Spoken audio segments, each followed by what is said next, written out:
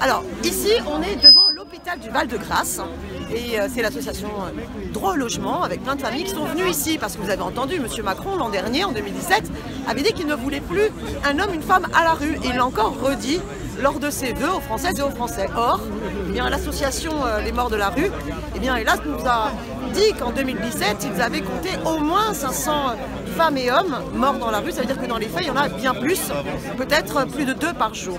Or, on a tout à fait la possibilité de garantir le droit effectif au logement. Alors ici, c'est un hôpital, il est vide depuis 1 an, mais il est chauffé, il y a plein de lits encore.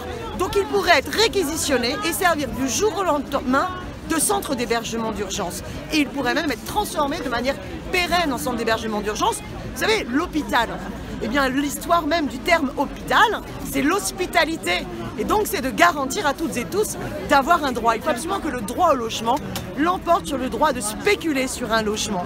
Ce président de la République a su donner 9 milliards pour sauver les riches à travers l'impôt sur les grandes fortunes, à travers la flat tax. Eh bien on exige qu'il fasse une politique qui réponde à l'intérêt général. Et la première des priorités, c'est de garantir le droit au logement. Alors on continue, on exige que ce ministère, eh bien,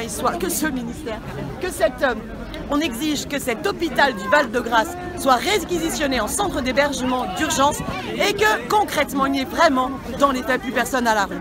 On continue, on lâche rien.